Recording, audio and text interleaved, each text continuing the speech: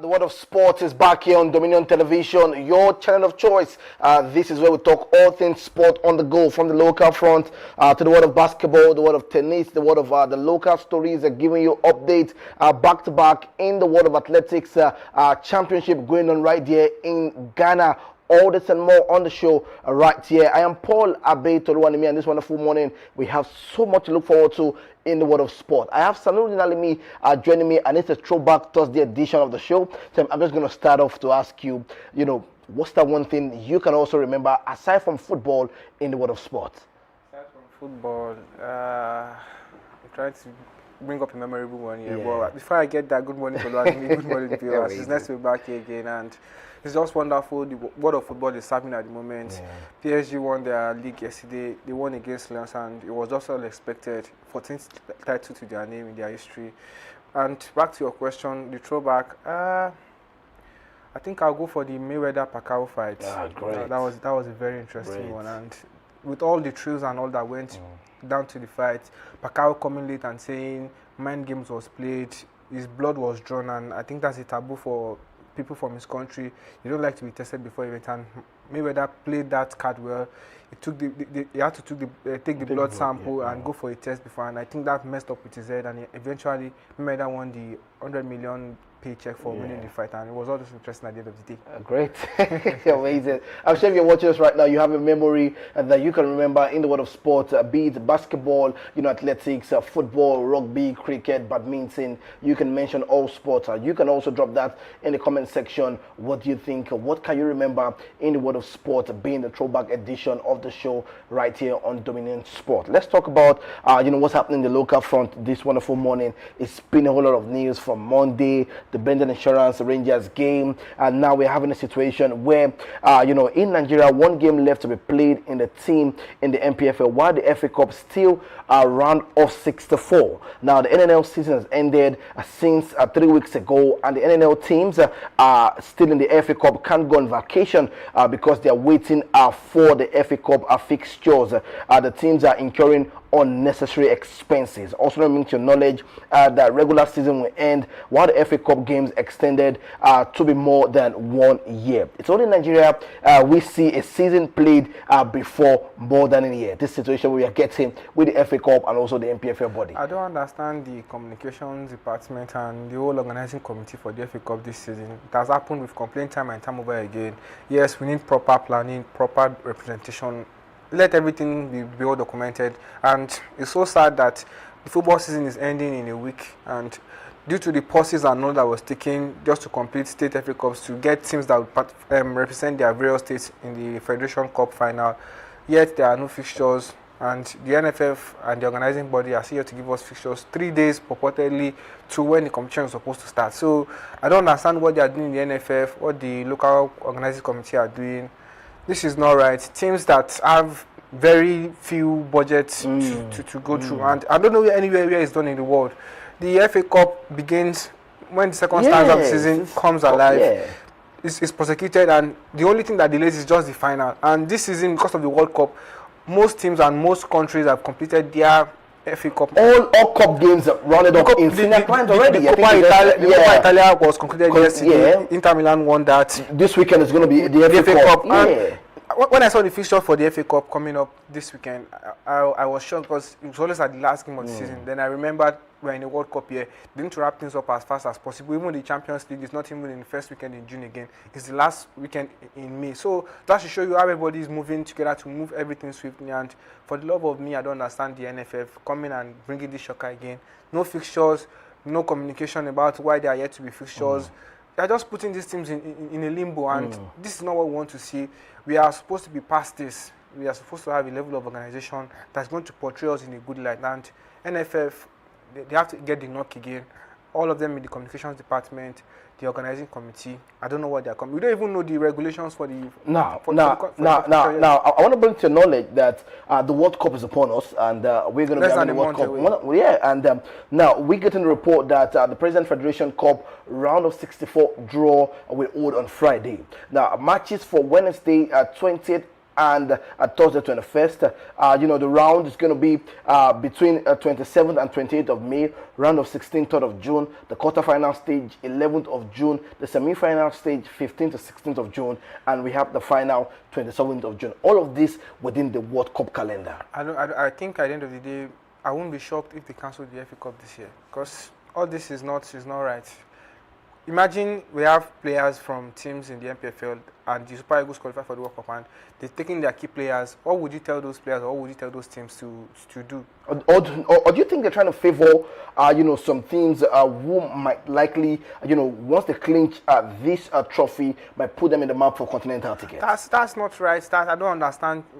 For the love of me, the NFF and the governing body in Nigeria, they keep turning my head round, turning on your own.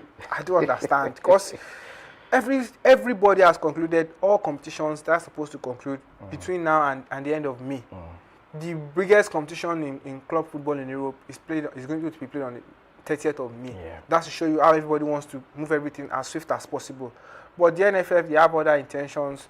Maybe, like you said, they want to favor some teams, but that's not right. And what if those teams they're trying to favor don't eventually get to the finale of the FA Cup? What would be their excuse? I agree. You have 64 teams qualified now, and you don't have fixtures or you draw, or the way, and we know the FA Cup is going to be played in neutral grounds for most of the games. So I don't think they've even set the fixtures and the stadiums or the stadiums that they are going to use for that competition. So I don't know, I don't understand, and I don't think anybody can bring up an excuse to say the NFF have done something right or it's all wrong in all quarters.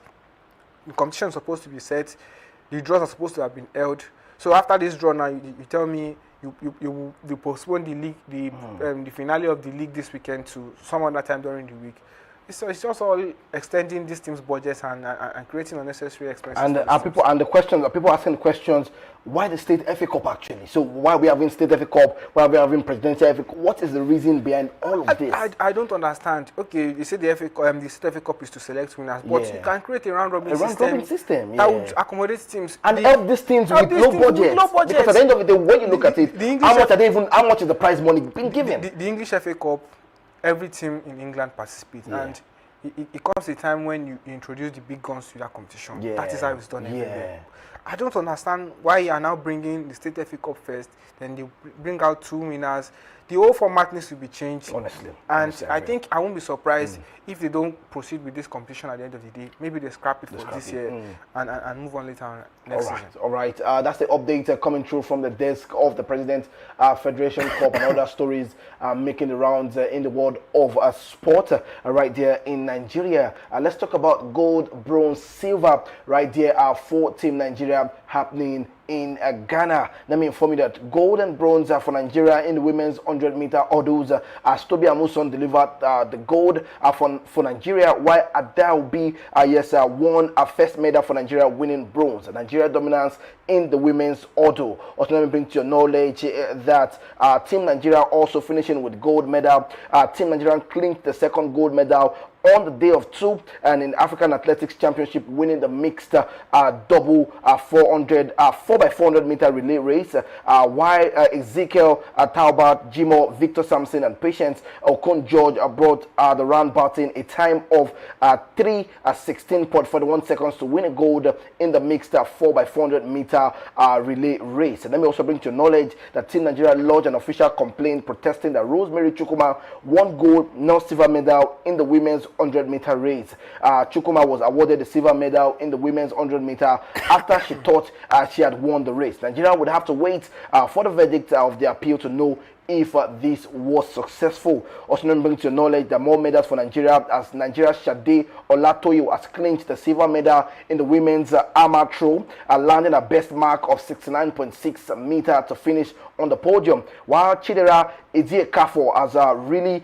come to an age, a first individual senior medal for Nigeria and continued fine form for this season. It's massive for our athletes right there in Ghana, winning gold, winning silver, winning bronze. We're having a situation around Rosemary Chukwuma.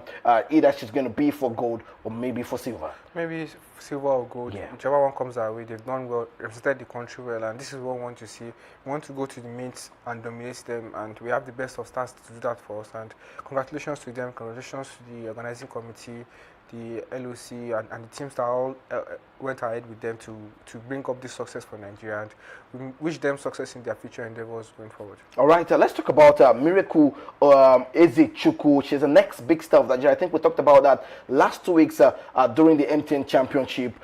This season, Ezechukwu ran an 100-meter personal best for 11.26 seconds at the MTN Champs in Jos, going under 23 seconds as well in the 200-meter. That means for me that we talked about from writing JAM exams last month to making a first 100-meter final at a senior championship. She's coming to the ranks right now. How big can she be for Nigeria? She's the next big thing, like you mentioned. Yes, this is what we want to see. We want to see our athletes, and for me, I think this might sound controversial behind on the women's part of sports. When they are young, it's when they get to the peak of their powers, and it's nice harnessing her at the moment, getting the best out of her, try and breaking each record she set for herself, and it's just, the sky is the limit. It's just beginning for her. If she's done this time and time again in just a short period of time, and she's gotten herself to the limelight, we want to see more from her. Various championships and various training sessions should be organized for her so that she can get to the peak of her powers as soon as possible and get more medals for herself and the country at large. All right, let's watch some of these races in Ghana. We'll be back here to discuss more action in the world of sport. Stay connected, do not go anywhere. Champions, and off they go. Rosemary Chukwuma is leading the race, but she has Thelma Davis, who has been a threat, and there they close it. 11.44.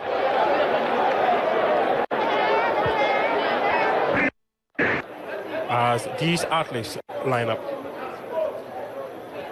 There we go. Set. And off they go. Off they fly. Abu Rashid Samino is in lane 3. Chidera is coming up. And Joseph John for Amwa. Makarawa is also in contention. And it is Emmanuel Eseme. The Cameroonian has sent the fans in Douala and Garoua in jubilation. What a way to finish it. What a way to come up there and deny Ghana gold on their home soil. What a race. It was close and down to Uganda.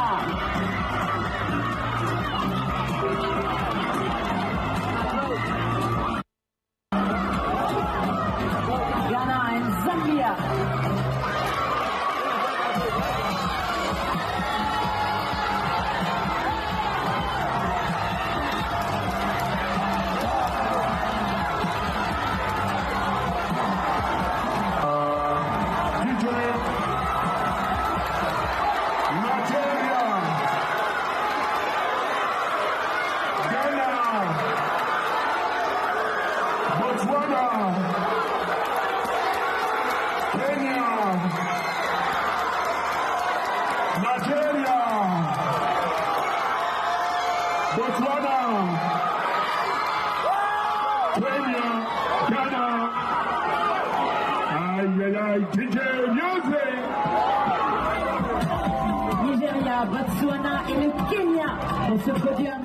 All right, it's Team Nigeria winning gold, silver, bronze, catching all they can get right there in the championship in Ghana. I love Ghana so much, I don't know.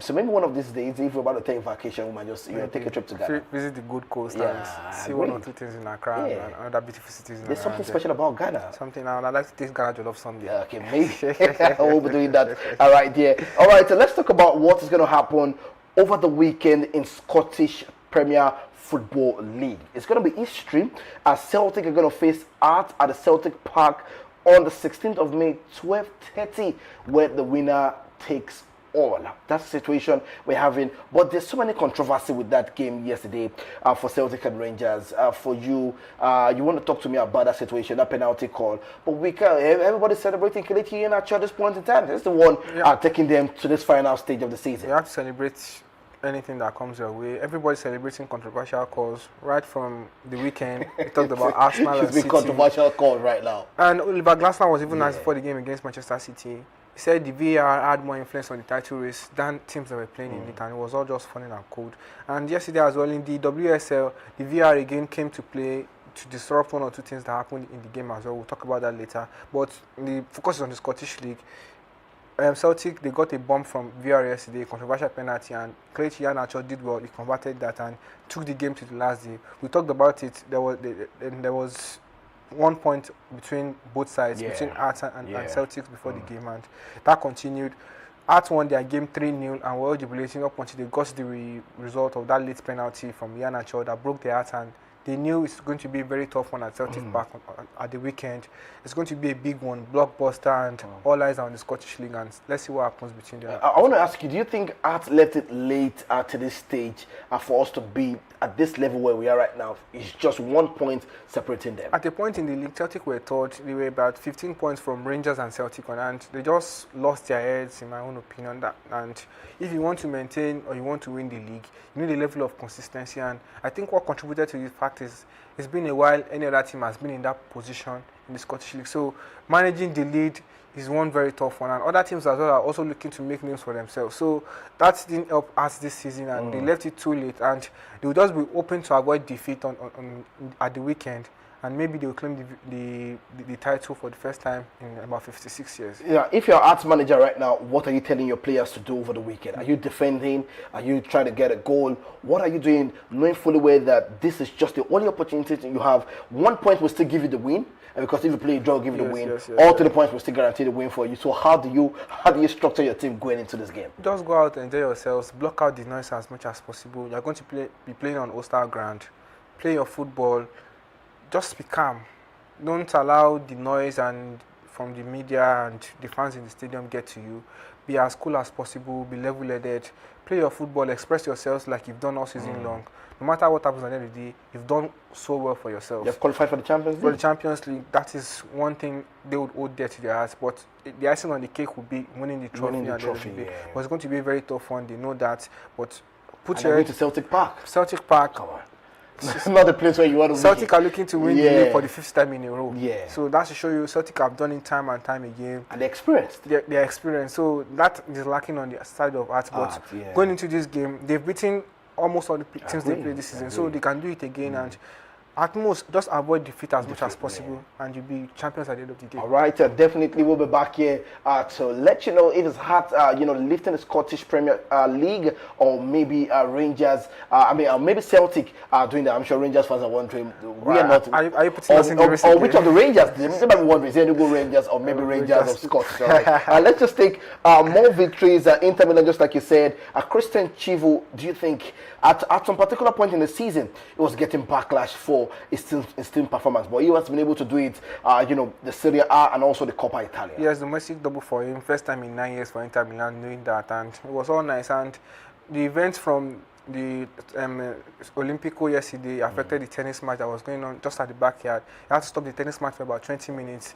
The match between the local favourites Dandieri and Rafael Joda, but that's later on. The victory was there for Inter Milan. Martinez got the second goal. You saw the victory for them? Yes, I saw the victory, and it was just commanding. Lazio were not in the game at all. All chances went to Inter Milan. They were the stronger side. And Chivu, for all the backlash, he can come back and stick it to their face and say, in my first season, I won the domestic double, took the team to the Champions League, and he led the league comfortably well for the second half of the season, and they are champions of Italy again, champions of the Scudetto, and this is what they want to see. This is what the fans want, and congratulations to them. What next for some key players in Inter Milan? We're getting a report of Bastoni, Barella, Lautaro Martinez, Marcos Thuram. Do you still see, the management of Inter Milan keeping this set of players, and maybe the next goal should be the Champions League? Next goal should be the Champions League. Yes, that's eluded them for a long while. Last time I think was with Jose Mourinho, and last time they didn't go to the final. They got to the final against Paris Saint-Germain, and they were whitewashed. Was just not the match. That's a match they want to forget in a hurry. Yeah. And looking at this side, yes, they are formidable, but they've struggled to find luck in Europe. This season, they were on that par. They did well for some time in the group phases, but they couldn't reciprocate the performances for very long, and they were not consistent. And eventually they got knocked out. Next season, I see 1 or 2 changes in the side, and Martinez has done well for the team. He's the captain. They've tied him to a long-term contract. Thuram is doing well, but for Bastoni, Barella, and the likes, a lot of teams are looking at them. They want to pick them up, and for me, this team looks like they've got to the peak of what they can do. They need to add 1 or 2 hungry players that would help the team challenge more for titles, and let's see what happens, because the transfer window is going to be very busy. A lot of teams are looking to complete their most of their key transfers before the World Cup, and also we are going to be keeping a close eye on the situations going on around Inter Milan and some of their key players. All right, that's the update as Inter Milan win the Coppa Italia by beating Lazio in the final domestic double for Christian Schivo on his first season at the club. A fantastic one after doing that one. Let's talk about Paris Saint-Germain quickly, just like you said. Arsenal lost that game. All credit to the goalkeeper of Paris Saint-Germain, making clean saves at 8 in that game to keep Arsenal out of that game. Paris Saint-Germain, have clinched the 14th title this season. It's back-to-back for Paris Saint-Germain. I think if there are questions of players that were put up for contention for the Ligue 1 player of the season to challenge Dembele, I think the PSG goalkeeper is one to get the shout as well, if all things are being fair. In the Champions League, it was the Euro against Bayern Munich in the semi-final of the second leg, and now again in the title-deciding match, he did it for them again, and that's what you want to see from your player. He was signed as a backup goalkeeper to the goalkeeper when Donnarumma left the club, but he has displaced Chevalier now. He's now the number 1, and he's doing wonders for Paris Saint-Germain in front of goal. And for PSG, congratulations to them, 14th title in their history. Luis Enrique is doing a very great job. Nasser Al-Khelaifi and the PSG board, they've given him the right players to prosecute his project, and the project is doing very well. Back in the Champions League final, back-to-back now. They've done the semi-final in about 3 or 4 times in about 5 seasons now. That's to show you how formidable PSG are at the moment. Dembele, Ballon d'Or holder at the moment, is doing fantastic well. Doué, Bakola, Kvaratskhelia. These are players that Kvaratskhelia got to go yesterday. Yeah. These are players that are exciting at the moment, and he expected PSG to win the league at the end of the season. Even if they didn't get the victory yesterday, even if it was a draw, I still see them winning the league at the end of the day. And Arsenal, they let the door open. They led the league for about 4 or 5 weeks, and it just opened the door back to PSG. And we know what happens when PSG goes on top in the League One. They have to clinch the victory at the end of the day. So congratulations to them and the players and their fans. And let's see what happens in the Champions League final. It's the Champions League final that we're looking forward to, and Luis Enrique has been talking tough ahead of that final, and definitely we'll be back here to give you back-to-back updates on what is going on in the camp of Arsenal and Paris Saint-Germain towards the final of the UEFA Champions League happening in Budapest. All right, let's move away from that and let's talk about Akko Adams yet again. Mr. Clutch, they're calling him right there in Sevilla. The Nigerian striker scored the winning goal as Sevilla completed a stunning comeback from 2-0 down to beat third place Villarreal 3-2. It is Akko Adams yet again. For me, there has been spotlights on different leagues in Europe this season, but for me, the relegation battle in La Liga top start, and we've seen dramatic changes. On Wednesday, Levante defeated Celta Vigo to keep their hopes up. Yesterday, Alaves defeated Barcelona as well to keep their hopes up. And yesterday, Akko Adams again, he did it over the weekend, got the winning goal that changed the fortunes for Sevilla. And yesterday again, he scored the goal that eventually confirmed them as La Liga team next season. And that's what you want to see. Congratulations to him and the side, and we hope they get and the new owner, Sergio Ramos. Yes, he's played for the club before he went to Real Madrid, came back again, and before he left the club. And he said, "I have the money. I have the money." His brother is in charge for the consultant that's going to play a part in the future of Sevilla. And congratulations to them on confirming La Liga status for next season. And I hope to see a bigger team snatch up Akko Adams and EGK from there. Not Sevilla again. Not Sevilla again. He's shown he can do it. He's shown time and time again. The and they missed him when he went for the AFCON. It was fantastic. Fantastic. He's a very good finisher. This is what you want to see from a player, and I hope he continues this run of form, and a bigger team in Europe snatch him. Maybe he plays in the continent next season. But I know a lot of eye on him, and I hope his agents and the club are looking getting a good deal. Are getting a good deal. All right, beautiful. All right, let's talk about Manchester United camp as Michael Carrick is set to continue next season and beyond. That's the information we are getting from the camp of Manchester United. Chances are increasing as weeks as reported, and everyone at Manchester United feels he should stay. Players, management, everyone on the same page. Next step is the talk on the final stage and new deal. For you, Sanuruddin, do you think Michael Carrick should be the man in charge for Manchester United next season? With all of this has happened, do you feel that maybe let's just bring in somebody that can help achieve something better for them? For Michael Carrick, he's done well. No manager in the Premier League has won more points than him since his appointment late January. He's won 10 out of 15 games he's coached Manchester United in the Premier League. That's to show you, if it were some other manager, if it were Tuchel, Enrique, that got this win and changed the fortune of the club from second half of the table to third position confirmed, Champions League football back at Old Trafford, I think a lot of people will be clamoring for that manager who is in Michael Carrick to stay in the club. So why not stick with Michael Carrick? He's shown what he could do, and for the love of me, the last time he was at the club as an interim, he didn't do bad for himself. He got the points that stabilized the team after Ole Gunnar Solskjaer was sacked, which I feel if he had been left as at that point, maybe they would have gotten to a different level in the project now. But now they have him again. They can't let him slip through their hands again. There are not much managers out there. I agree. There are no much world-class managers that can change. Well, we have managers, but world-class. World-class managers that can manage a team like Manchester United. The pressure is on another level for that club. One of the biggest clubs in the world. The fan base, the media, and everything, all poised on them. And for Michael Carrick, he's done well for himself, like I mentioned. 10 out of 15 games, and no manager has won more points than him since his appointment late January. That's to show you, if any other manager was in his position, they will be getting the shout for the job. So why not give Michael Carrick the benefit of the doubt? And if it doesn't work out, they can always look for different manager that will coach the side. So big one for Manchester United. They need to back him up as much as possible with players. Casemiro is leaving, and it was evident when he rotated the squad against Sunderland over the weekend. They need more players, and with more competitions coming next season, they're back in the Champions League. And I think they want to do better than first round exits in both the FA Cup and the Carabao Cup this season. So they need more quality players to decide, and let's see what happens between now and the end of the summer transfer window. All right, if you're a Manchester United fan, you can have different opinions aside from Sanuruddin's analysis ahead of Michael Carrick signing an extension and becoming the permanent manager for Manchester United. All right, let's talk about basketball before we wrap up the show, and also tennis. James Harden bailed out in game 5 for 30 points, 8 rebounds, 6 assists, 3 blocks, and 3 3-pointers. The Cavaliers can advance to the Eastern Conference final with a win on a Friday, right there, the early hours of the morning. Let me inform you that the Cleveland Cavaliers trailed 103-94 with 3 minutes remaining. The Cavaliers closed regulation on a 9-0 run to force overtime. They outscored the Detroit 14-10 in overtime, closing the game on 23-10 in the run. The Cleveland Cavaliers win the first round game of the postseason and takes a 3-2 series lead in the East semi-final. The Cleveland Cavaliers are one of just 4 teams in 2016 to win a postseason game despite trailing 9 points in the final 3 minutes of the fourth quarter. Fantastic one for the Cleveland Cavaliers. Yes, fantastic one for them, and great performance from the team. One match into the final now, and they can kiss the playoff finals very well and bring it to their sides. They know what they have to do during the series.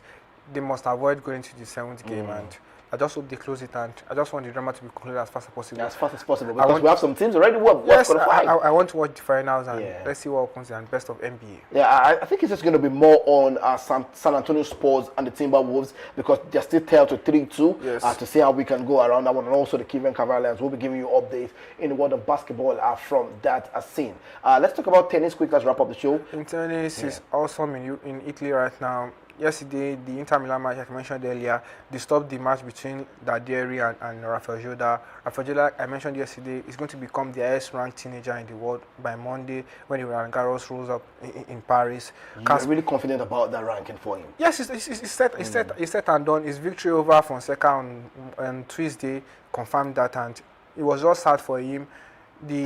since when the match came back after the disruption, he was unable to focus well, and he was bagged in the last match, 6-love.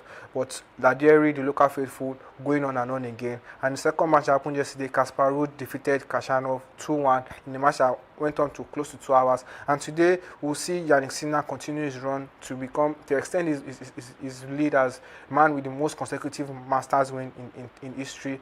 He's tied with Novak Djokovic at the moment, but I think he's going to go on either. He's going to play against Rublev later today, and Daniil Medvedev, for me, clay is not his forte, but he's showing what he can do, and he's going to play against Landalus as well. So that's the update from the ATP front of things in Rome at the moment. All right, that's the update in the world of tennis when it comes to ATP and the WTA Rome right there. Tomorrow is going to be exciting because we have the chairman of Shooting Stars join us on the table to discuss the season and how far they have gone this season. Also, maybe if they can clean the continental sports for next season. So make sure you're part of the show tomorrow. You don't want to miss any of that. I want to say a big thank you to Sanuruddin for giving us top-notch analysis in the world of sport and most especially in the world of tennis. We're going to see you again tomorrow. Stay blessed and bye for now.